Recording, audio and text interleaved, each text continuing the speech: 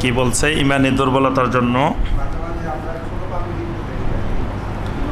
জি আলহামদুলিল্লাহ, ভাই জানতে চেয়েছেন যে ইমানি দুর্বলতার জন্য আমরা মাঝে মাঝে ছোট ছোট গুনাহে লিপ্ত হয়ে যাই, এটার জন্য আমাদের করণীয় কি?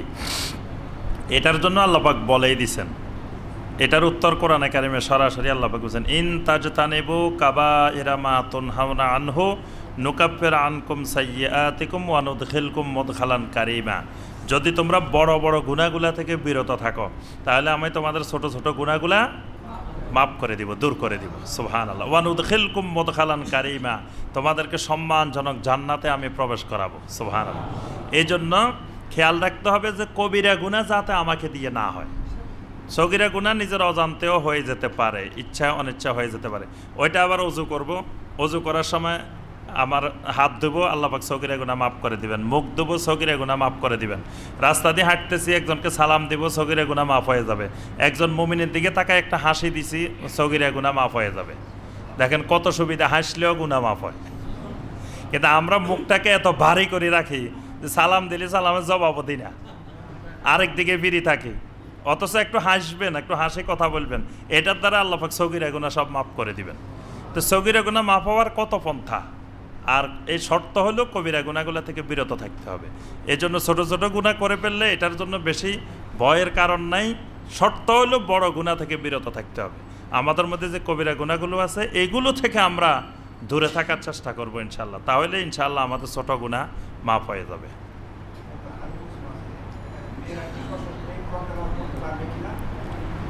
যে জানতে চাইছেন যে মেয়েরা সশব্দে কোরআনে কারিম তেলাওয়াত করতে পারবেন কিনা?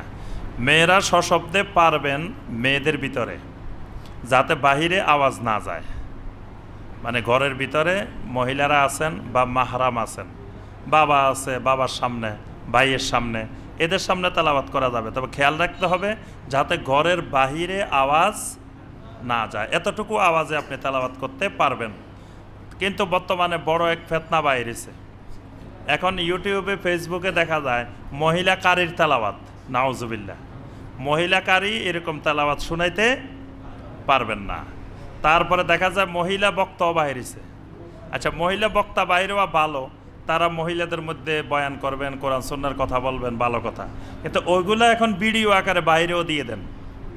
তো বাইরে তো অন্য মানুষে শুনলে এটা গুনাহ হবে, তার ওয়াজটা বাইরের মানুষের শোনা গুনাহ, আওয়াজটাই শোনা গুনাহ। তো সেখানে তাকে দেখা তো অন্য কথা, কিন্তু তার আওয়াজটা শোনাই গুনাহ।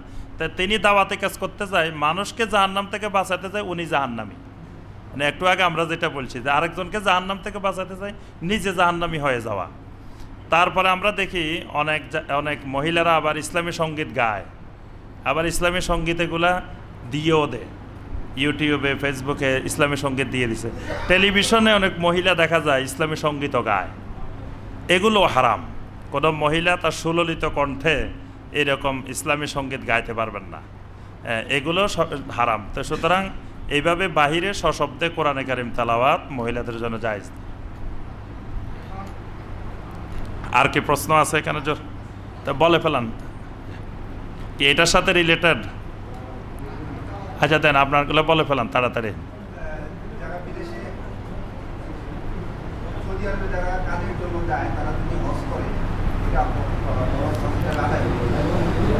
প্রথম কথা হলো ওই ব্যক্তির উপরে যদি দেশে থাকতে হজ ফরজ থাকে, মানে দেশে থাকা অবস্থায় তার উপরে হজ ফরজ, তো তিনি সেখানে চাকরি বাকরির জন্য গিয়েছেন, হজের উদ্দেশ্যে যান নাই, তাহলে তিনি ওখানে হজ করলে সেটা ফরজিয়ত আদায় হবে না, সেটা মুস্তাহাব আদায় হবে। আর দেশে থাকা অবস্থায় তার উপরে হজ ফরজ হয় নাই, তিনি এমনিই সৌদি আরবে গেছেন, তো সুতরাং হজ তার উপরে ফরজ না। কিন্তু যেহেতু উনি যে কোনো উপায়ে সেখানে পৌঁছার মতো সামর্থ্য তার হয়ে গেছে, সেখানে গিয়ে পৌঁছার পরে তার উপরে ফরজ হবে, সেই ফরজিয়ত আদায় হবে। কথাটা বুঝতে পারছেন? মানে দুই ধরনের হালত, একটা হলো দেশে থাকতে তার উপরে ফরজ হয় নাই, কিন্তু কোনো কারণে সে যখন সৌদি আরব গিয়ে পৌঁছে গেছে, তো সেখানে পৌঁছার কারণে তার সামর্থ্য এসে গেছে। এই জন্যই ওই যে আগে হজ করে নাই তাকে দিয়ে যদি আপনি বদলি হজ করান, আপনার বদলি হজ আদায় হবে না। কারণ কি? তো ওই লোকের উপরে তো হজ ফরজ হয় নাই, তা আপনি যখন টাকা দিয়ে তাকে পাঠাই দিছেন, সে যে কোনো উপায়ে সৌদি আরব পৌঁছে গেছে, পৌঁছে যাওয়ার পরে ওই লোকের উপরে হজ ফরজ হয়ে গেছে। এখন উনি যখন হজ করবেন ওনার ফরজিয়ত আদায় হবে, আপনার বদলিয়ত আদায় হবে না। কথাটা বুঝতে পারছেন? ঠিক একইভাবে ওই যদি কোনো লোক চাকরির উদ্দেশ্যে ওখানে গেছেন, তো যেহেতু যে কোনো উপায়ে উনি পৌঁছতে পারছেন, আল্লাহ পাক বলছেন মানিস তাতা ইলাইহি সাবিলা, সেখানে পৌঁছার মতো সামর্থ্য, তো পৌঁছে গেছেন, এখন তার উপরে ফরজ হয়েছে সেটা আদায় হবে। কিন্তু দেশে থাকাকালীন যেটা ফরজ সেটা এখানে আদায় হবে না। এইটার জন্য দেশের থেকেই আপনি হজের নিয়তে যাইতে হবে, আবার দেশের থেকে আসতে হবে। জি যে নামাজ আদায় তো পরের কথা, প্রথম কথা হলো এই সুগন্ধি ব্যবহার করা জায়েজ হবে কি হবে না। এটার ব্যাপারে ফোকাহায়ে কেরামের মতামত হলো অ্যালকোহল যদি একেবারে ন্যূনতম মাত্রায় থাকে, যে মাত্রা না হইলে সুগন্ধিটা সংরক্ষিত থাকে না, এই রকম মাত্রায় হইলে এটা জায়েজ, আর এর থেকে বেশি মাত্রা হইলে ওইটা জায়েজ দেয়। তো যেটা বেশি মাত্রা হবে না এটা জায়েজ না, সেটা গুনাহ হবে, কিন্তু এটার সাথে নামাজের সম্পর্ক না। মানে নামাজ হওয়া না হওয়া, কারণ এটা কাপড়ে দিলে কাপড়টা নাফাক হবে এটা বলা যাবে না। যদি কাপড় নাফাক হয়ে যেত তাহলে নামাজ হতো না, এই জন্য নামাজ হবে, কিন্তু বেশি মাত্রার অ্যালকোহল থাকলে সেটা গুনাহ হবে।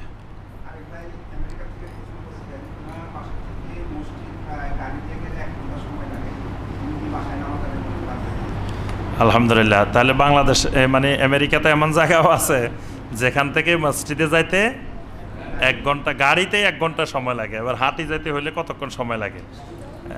তো যদি এরকম অবস্থা হয় তার জন্য নিয়মিত যাওয়া আসা কষ্টকর, মানে দেখা যায় তার চাকরি বাকরি, তার ঘুমানো, তার বিভিন্ন কাজ, এগুলো মিলে এইভাবে 1 ঘন্টা যাওয়া 1 ঘন্টা আসা, এটা তার জন্য কষ্টকর হয়, তাহলে সেই ওয়াক্তে এটা ওজর হিসাবে গণ্য হবে। আর যেই ওয়াক্তে তার পক্ষে সম্ভব হবে, যেমন ধরেন এখন জোহরের সালাত, তার এখন কোনো কাজ নাই, ডিউটিও নাই, কিছুই নেই, এখন তিনি বসে আছেন, বাসায় এমনি বসে আছেন, তাহলে তিনি 1 ঘন্টায় যাবেন 1 ঘন্টা আসবেন, কোনো অসুবিধা নেই, তাহলে সেখানে জামাতে আদায় করবেন। আর যেই ওয়াক্তে ওনার জন্য সমস্যা এত দূরে যাওয়া আসে, সেটা তার জন্য ওজর হিসাবে গণ্য হবে, সেই ওয়াক্তে জামাত না ধরলেও গুনাহ হবে না। জি ভাই।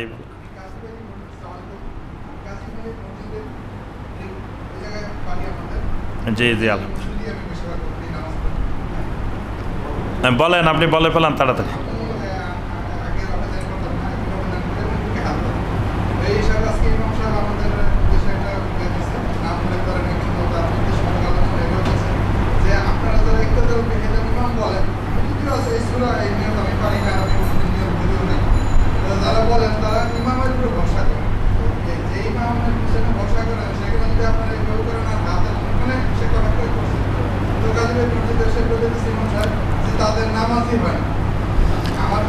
জি আচ্ছা, এখন আপনি আমার কাছে জানতে চাচ্ছেন কি, ওইটাই বলে ফেলান সংক্ষেপে, হবে কি হবে না।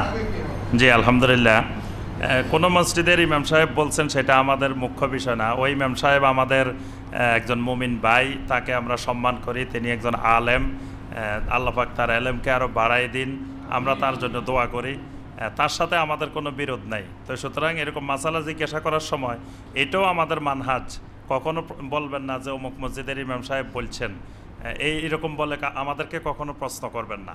আপনি প্রশ্ন করবেন এটা করলে নামাজ হবে কি না, শরীয়তের দৃষ্টিভঙ্গি কি। উনি বলছেন, ওনার মানে প্রতি উত্তরে আমরা বলবো, আমরা এই জাতীয় প্রশ্নের উত্তর আমরা দিই না। এটা আমাদের দাওয়াতি মানহাজের খেলাফ।